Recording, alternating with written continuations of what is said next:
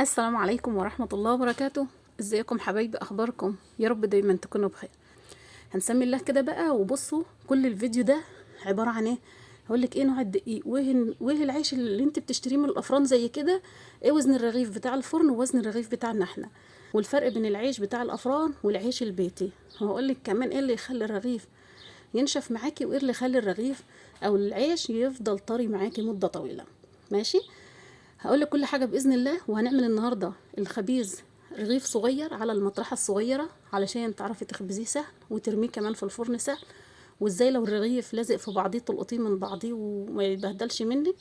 اهو هوريكي كل حاجه، وهوريكي كمان الفرق بين العيش بتاع الافران والعيش البلدي كمان. كل حاجة ان شاء الله نقولها في الفيديو. بس قبل ما نبدأ الفيديو كده نسمي الله ونصلي على الحبيب المصطفى. اللهم صل وسلم وزيد وبارك عليك يا حبيبي يا رسول الله وعلى آلك واصحابك اجمعين. كلكم مشرفيني ومنوريني، كلكم حبايب قلبي، ربنا يبارك لي فيكم ما يحرمنيش منكم ابدا. ان شاء الله باذن الله الفيديو كله معلومات وحاجات حلوه ان شاء الله هيفيدكم وهتستفادوا منه. بس اهم حاجه قبل ما نبدا نسمي الله كده ونصلي على الحبيب المصطفى. ويا ريت يا ريت يا ريت دعوه حلوه منكم لينا لو استنفعتي باي حاجه من الفيديو. طبعا لو انت جديده، في فيديوهات كتيره على القناه تبع الخبيز. لو حبيتي برضو تستنفعي منهم باي حاجه هبقى حاطالك برضو نسبه من الفيديوهات في صندوق الوصف. هنبدا بقى كده ونسمي الله واقول لك احنا هنعجن ايه بالظبط. احنا عندنا هنا بسم الله ما شاء الله اللهم بارك 3 كيلو من الدقيق. اشمعنى 3 كيلو؟ انا عملت لك 3 كيلو علشان الناس اللي بتقول لي احنا عايزينهم بالميزان بعد ما يتخبزوا. هوزن لك كل حاجه واقول لك كل حاجه باذن الله في الفيديو. انا هنا عندي حته خميره بمقدار الليمونتين لان دول 3 كيلو. انا قايله في الفيديوهات اللي قبل كده لما احنا بنيجي نعمل كيلو واحد بنعمل له معلقه واحده خميره فوريه، او حته خميره بمقدار الليمونه كده. يبقى احنا كده لو كيلو واحد هنحط له معلقه واحده ملح ومعلقه واحده خميره بمقدار الليمونه. طبعا في الصيف بنعجن بميه من الحنفيه عادي، اما في الشتاء بنعجن بميه فتره شويه يعني دافيه شويه على حسب الجو بتاع اليوم اللي عندك. يوم ساقع جامد هتدفي الميه شويه زياده، يوم معقول هتخلي الميه معقوله. تمام كده دافيه بس يعني زي دمعه العين او شديده شويه. احنا كده بقى في الصيف بعجن من الحنفيه عادي لان الدقيق عندنا اصلا سخن في الشكاره. هنا طبعا في العجين بعجن العجين بتاعها حلو قوي. عجين الافران بيخلوا العجينه بتاعته طريه زي ما انت شايفه كده. احنا هنعمل النهارده عجينه الافران العاديه علشان اوريك الفرق بين الخبيز بتاعنا وخبيز الافران. كده خلصت العجينه بتاعتي وسطرتها ولميتها وغطيتها ورحت عدل الرده بتاعتي والحاجه بتاعتي. ولو وراكي مصلحه اقضيها بياخد معاكي خمره حوالي ساعه ساعه وشويه على حسب الكميه اللي انت عجنتيها. تمام كده دول طبعا 3 كيلو دقيق. هنا بقى كان العجين بتاعي خمر والدنيا تمام ورشيت الرده بتاعتي على قد الصواني اللي انا هحتاجها. ايه اللي انا بحط ايدي فيه في الطبق ده؟ زيت. الناس اللي بتقولي شايفه انا هنا علشان انت بتتعلمي هتزودي نخاله زي ما انا حاطه كتير كده. تمام. انما لو واحده مثلا مش بتتعلم او عندي مثلا كميه تقطيع كتيره والنخاله قليله بخف النخاله عادي واكمل مصلحتي. المهم ان انا ما احتاجش حاجه او اتجبر لحد. يعني معنى كلامي ان انا بصي ما احتاجش حاجه لحد الاقي ان انا الكميه اللي عندي ارش على قد الصواني بتاعتي. حتى لو انا بتعلم اعملي كميه قليله علشان تكفيكي نخاله بتاعتك والدقيق عندك. الدقيق خد مني ميه قد ايه؟ الدقيق ده حسب ما دقيقك انت ياخد ايه. انا عندي الدقيق بتاعي انا قمح بلدي. الفرق بين دقيقنا احنا ودقيق الافران، دقيق الافران بيكون شكاير من بتاع العهده او هو دقيق التومين. يعني لو تاخدوا بالكم معايا تمام ليه دقيق مخصوص. ازاي ام يوسف بيكون دقيقته حرشه شويه، بتكون دقيقته خشنه شويه. هو في قمح برضو بس هي قمح والذره وحاجات كده خلطينها على بعضيها فبيكون الرغيف بتاعها بيكون ما فيهوش عرق شويه وبيكون عجينته ناشفه شويه اللي هي يابسه يعني. عجينته حرشه. واخدين بالكم معايا الدقيقه بتاعته بتكون حرشه شويه زي دقيق العهده كده او دقيق التومين اللي احنا بنجيبه. تمام اللي هي الشكاير الخضراء دي. اما ده بقى اللي احنا اللي احنا عاملينه النهارده ده دقيق قمح من اللي احنا طحنينه السنه دي او اللي احنا حاصدينه السنه دي. تمام كده. وهوريكي برضو في الميزان الاخر ده قد ايه الرغيف وده قد ايه. ده طبعا اللي انا بقطعه دلوقتي ده كبير شويه عن كميه الخبز بتاعه الافران لان كميه الخبز بتاعه الافران بيبقى قاطعينه قطع صغننه قوي فبيوسعوها خالص على المطارح فبترقي معاهم بتدي رغيف واسع. لكن بيكون في الميزان بتاعه خفيف وفي المقدار بتاعه بيكون خفيف. يعني انا كده النهارده هوريكي الكيلو دقيق يعمل معاكي كام رغيف وفي الوقت نفسه يعمل معاكي انتاج قد ايه في الاخر، علشان ناس كتيره سالتني وقالت لي يا ام يوسف كيلو الدقيق يعمل معانا كام رغيف ويجيب انتاج قد ايه بالميزان في الاخر. هي ناس ليها رأي تاني، عايزة تشوف الحاجة دي هتكسب معاها ولا لأ، مثلا هتفتح مشروع مثلا، او هي مثلا عايزة تشوف هتغلب نفسها، يعني تلاقي الحاجة ليها انتاج اكتر، ولا زيها زي اللي هتشتريها جاهزة يبقى تشتري جاهز وتريح نفسها. كل واحد طبعا ليه رأي وليه حاجة. ده بقى الرغيف ده اللي هو قد قطعة الافران بالظبط، هوزنهولك برضو في اخر الفيديو بعد ما يستوي وهوريكي ايه الفرق بينه وبين رغيف الافران. هنا خلاص دول بتوعي انا هركنهم بقى على جنب. إيه كده بسم الله ما شاء الله اللهم بارك. دول بقى كده حوالي 19 رغيف، وعلى حسب ما انت عايزه تصغر القطع اصغر من كده هيجيب لك 20 و25 رغيف، لو انت مصغره القطعه اصغر من كده. تمام. هنا بقى ولعت الفرن بتاعي وهوريكي برضو علشان العجين ما يلزقش منك في الصواني هتعملي ايه. هنا بقى ولعت الفرن عندي، ولعت القعر كمان من تحت زي ما وريتكم قبل كده في فيديو قبل كده ازاي تولع الفرن، هحط لك برضو باذن الله في صندوق الوصف، وازاي تظبطي لي الخبيز. يعني هو انا عارفه ان الكل بيعرف يولع الفرن، بس بيبقى يكون ليه ظبطه شويه علشان العيش ما يطلعش منك محروق من تحت يعني من القعر. هنا بقى مسحت البلاطه بتاعتي كده بحته قماشه مبلوله ميه، اي قماشه عندك كده مبلوله ميه، ويبدا امسحي بيها البلاطه علشان لما ترمي فيها العجين ما يتبهدلش منك. هنا طبعا سبت الفرن يسخن وجيت هنا بقى عندي كميه من الدقيق وكميه من النخاله قد بعضيهم، وبدات ان انا قلبتهم على صينيه كده ولا في طبق حسب الكميه اللي انت هتستخدميها. ده ليه؟ علشان ارش منها على الصواني والعجين بتاعي ما يلزقش على المطارح قصدي، والعجين عندي ما يلزقش في المطارح. تمام. وكمان بيكون الرغيف قعره جميل، ما بيكونش شايل رده ولا محروقه فيه رده. هنا بقى بوريكي ان العيش قعد حوالي ربع ساعه او تلت ساعه جوه في الاوضه وشه زي ما هو زي ما انت شايفه.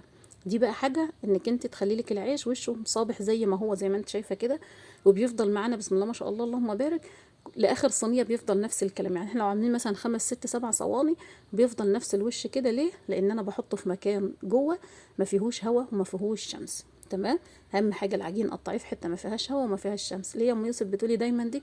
علشان خاطر الناس كتيره بتكتب لي بتقول لي العجين عندي بيشقق من الوش، بيشقق من الوش من الهواء اللي انت حاطاه فيه، او انت مقطعه جنب الفرن والفرن مثلا فوق السطح، او الفرن مثلا في مكان شمس او في مكان هواء في بير سلم او الحاجات دي، لازم العيش هيشقق منك. لو انت مثلا في مكان ومحدش معاك هينقلك الصواني زي ما بينقل لي انا مثلا، غطي كل صينيه بصينيه قدها، ده كانك انت مغطياهم برضو في مكان رطب جوه. تمام. كده بقى هنبدأ نخبز العيش بتاعنا. هنخبز على مطرحة واحدة النهاردة لان احنا مقطعينه قطع صغيرة، هو باين لك ما شاء الله في الكاميرا كبير لكن هو قطع صغننة، بس بسم الله ما شاء الله اللهم بارك حلو قوي. ده رغيف كان لازق، شفت ايدي عملت ازاي وقسمته من بعضي. ما بقعدش بقى الزق ايديا بالراحه كده، لا بدوس على صوابعي جامد كده بحيث ان هم يفركوا العجينه بينها وبين بعضيها يقطعوها. خلاص على كده الرغيف اللي لازق في التاني خلاص بيشتل منه. وببدا ان انا كل ما ببطط الحرف عندي كده بساوي الحته اللي هي قطعاها من مكان الرغيف التاني، والنتيجه بسم الله ما شاء الله اللهم بارك زي ما انت شايفه كده. تمام كده. هنا بقى حبايب قلبي طلعت النتيجه عندنا زي ما انتم شايفين. ده طبعا اول رغيف. طب ما اول رغيف بيتحرق مني يا ام يوسف؟ انا قلت لك في الفيديو ليه اول رغيف يتحرق منك، وقلت لك كمان تعالجي الفرن ازاي، وقلت لك انت تظبطي الفرن ازاي في الفيديو بتاع ازاي تظبطي الفرن للتسويه ام يوسف في الريف، هتلاقيه وهيقول لك كل حاجه هتستنفعي منه وتستفادي منه باذن الله يعني. هنا بقى بمشي نفس الكلام، ببدا ان انا عايزه تريحي الرغيف دول انا رحيتهم على المطرحه، هتشوفي النتيجه بتاعتهم تبارك الرحمن قابين وحلوين قوي. دي اول حاجه لانك انت بتقولي لي انا عندي بخبز وكتير ما بيقبش، كتير ما بيقبش لانك انت بتشتغلي بايدك اكتر من المطرحه. لما بتشتغلي بالمطرحه اكتر الرغيف معاكي بينفخ وبيبقى جميل وبيقب وبيبقى حلو قوي، وكمان بيكون من جوه ما فيهوش لبه عجين كتيره. انما لما تشتغلي بايدك زي ما انا شغاله كده دلوقتي انا بوريك ان احنا بقى يعني فيه ارغفه هنشتغل بيها بايدينا كتير عن المطرحه، هتلاقيها ما تقبش معاكي في الفرن، وهتلاقيها كمان ممكن يكون مقدار الرغيف ما هو زيه زي بعضيه. تمام. انما كل اللي انت بتشتغلي بيه بالمطرحه بيكون كله مقدار واحد. تمام. بينفخ معاكي بيكون جميل قوي، ما بيكونش كمان فيه لبه من جوه. فحاولي انك انت تشتغلي على المطرحه واحده واحده كده. احنا عاملين فيديوهات كتيره انك انت تظبطي ايدك على المطرحه وترحي ازاي، وفي فيديو مخصوص للرح بس عند الفرن بتاع الطينه فوق، آه فيديو للرحي فقط ام يوسف في الريف هتلاقيه نازل لك. احنا جايبين قدام الفرن بس مش جايبين فيه تقطيع ولا عجين كمان. تمام كده. فهتلاقيه برضو باذن الله فيه استفاده. وبقول لك فيه كمان ازاي ترمي الرغيف في الفرن بسهوله برضو. واشتغلنا عند الفرن اللي فوق علشان صوت الفرن ده كان بيغروش شويه عليا، فعدت لك الفيديو تاني عملته لك فوق عند الفرن اللي فوق. المهم ان احنا بنشتغل نفس الكلام. احنا النهارده شغالين على مطرح واحده لان الرغيف قطعته صغيره. انا بشتغل على مطرحتين دايما لان الرغيف عندي بيكون قطعته كبيره وبزياده. علشان كده لو رميته على مطرحه واحده بيكون تخين معايا من جوه. طيب ايه اللي بيخلي عيشنا وعيش الافران يكون فرق بينهم وبين بعضيهم؟ في خبيزك على المطرحه. هم طبعا لما بيجوا بيخبزوا على مطرح خشب، او بيعملوا على ايديهم كده ويروحوا رامين الرغيف اللي هو الرغيف الصغير. اما الرغيف الكبير بيروحوا على مطرح خشب. المطرح الجريد والمطرح الخشب الفرق بينهم ان المطرح الجريد بتحس انها بتفرد معاكي الرغيف سهل، انما المطرح الخشب بتحس ان هي بتخلي الرغيف يكش من القعر معاكي. تمام كده. خلي بالك ان الرغيف لما تيجي ترميه اهو، شويه النخاله وشويه الرده اللي حطيناهم على بعضهم والدقيق بيخلي الرغيف زي ما انت شايفه كده ما فيهوش ابدا كميه رده من تحت. تمام. نرجع تاني للفرق بين الرغيف بتاعنا ورغيف الافران. الفرق بين الرغيف بتاعنا ان انا لما بخبزه على المطرحه ببقى عارفه له معيار معين. في رغيف ممكن افرده على المطرحه الكبيره خالص واوسعه خالص كده وارميه في الفرن يطلع ناشف. واخده بالك معايا؟ مش شرط ان انا، في ناس بتكتب لي احنا بنعمل خبزك بالظبط يا ام يوسف بس بنكبر الرغيف. ما انا ممكن اكبر لك الرغيف بس هيكون رقيق قوي. هتيجي لما يقعد يوم عندك واتنين في الفريزر وتيجي تطلعيه عشان تقمريه، اول ما تقمريه ويبرد معاك ينشف، قبل ما تاكلي منه هيكون ناشف. تمام. لا انا بحب اخلي الرغيف ماسك نفسه شويه. ليه بقى؟ بتيجي تفتحيه من جوه وهوريهولك في اخر الفيديو برضو، بتلاقي فيه جمال كده. يعني هو شوفي زي البغاشة من جوه كده، لا فيه لبة عجين كتيرة ولا كمان رقيق او ينشف معاكي. الرغيف اللي انا بفرده بزيادة قوي ده على الفرن، شايفة هنا بقى بقولك انا هخبزه كله بايدي اهو، مش هعمله على المطرح خالص غير وانا برفه الرفه الاخيره عشان ارميه في الفرن. اهو انا كده خبزته على البتاع اهو، هرفه بس الرفه الاخيره دي وابدا اهو بظبطه بس وهبدا ارميه في الفرن. ده انا برضو بقولك للناس اللي هي لسه ما اتعلمتش الرح يعني في الخبيز قوي، بتعملوا نفس الكلام كده وترميه، بيكون حلو برضو ما بيكونش وحش. المهم ان انا اميز الرغيف كله ميزه واحده. اميزه ازاي؟ بحيث ان انا ما يكونش حته في الرغيف تخينه وحته في الرغيف كمان رقيقه. ابطط من الوسط لبره وما برقش الوسط عندي قوي. لو رقيت الوسط عندي الرغيف ده برضو خابزينه نفس الكلام لو تاخدي بالك، واللي جاي رخر هنخبزه نفس الكلام بايدينا على طول. يعني مش هنريحه الله بسيط قوي بحيث ان انا اطير الرده اللي تحتيه بس. ليه؟ علشان ما تترميش في الفرن تحت الرغيف وتخليه ممرر من تحت. شايفه اهو، طالما عاملاه صغير هيسلك معاكي في كل حاجه، في الخبيز وفي القطعه وفي الرميه وفي كل حاجه هيسلك معاكي الرغيف. حتى وانت بتدريه في الفرن هيبقى سالك معاكي وهيكون جميل. انما لما تيجي تتعلم ما تقطعيش الرغيف كبير. دي اول حاجه هتساعد معاكي في التسويه. وما تزعليش لو باظ منك مره واتنين، كلنا باظ مننا مره واتنين وعشرة كمان، بس مره في مره بتبص تلاقي الحاجه تظبط معاكي وتبقى حلوه بالراحه كده. دايما تستعيذي بالله من الشيطان كده وانت شغاله في حاجتك. ليه؟ بتبص تلاقي الحاجه اللي بتولوسلك بتصرف عنك، تلاقي الحاجه عندك مظبوطه وحلوه. تمام حبايبي كده. اي سؤال برضه عندك اكتبيه في التعليقات، انا من عيني لكم حاضر باذن الله. افضل كده وارد على كل التعليقات اللي موجوده ان شاء الله. اهو ببدا ان انا اديله، يعني اما باجي ابططه ما ببططش من الحرف من الوسط ابدا. اي حد مننا بيتعلم او كبير او صغير ما تبططيش وسط الرغيف خالص. تمام كده. شغلنا كله بيكون في الحروف. في ناس ما بتحبش تبططه خالص، بس لما انت ما بتبططيهوش كل ما بترحي كل ما بيترح من الوسط بس والحرف بيكون تخين. علشان كده بيرق من وسط الرغيف وحرف الرغيف بيكون تخين، بتلاقي فيه لبة تقيلة ووسط الرغيف بيكون رقيق قوي معاكي. تمام. عشان كده بقولك بططي حرف الرقيق، حرف الرغيف حاجة بسيطة. تمام. بيكون معاكي الرغيف زي ما انت شايفة كده، بسم الله ما شاء الله اللهم بارك، حلو قوي وجميل. قعر الفرن ده بولعه بس حوالي 3 دقايق يسخن، اولعه على العالي 3 دقايق او 4 دقايق كده يسخن، وابدا اوطي النار بتاعة القعر. اما فوق بيفضل سخن زي ما هو، بخليه عالي علشان يطلع لي النتيجة اللي انت شايفاها دي. تمام كده. هنا بقى طبعا احنا مقطعينه على زيت، لما بتمقطع على دقيق بيكون لون الرغيف من فوق اجهر شويه، انما لما بتقطعي على زيت بيخلي لك لون الرغيف من الوش زي ما انت شايفه كده مورد وجميل قوي. تمام.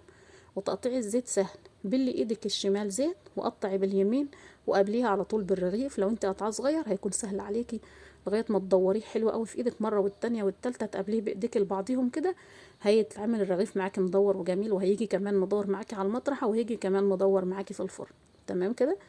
تمام كده. عايزين بقى نخش نشوف المنتج بتاعنا عملنا قد ايه، والرغيف بتاعنا كمان الوزن بتاعه قد ايه.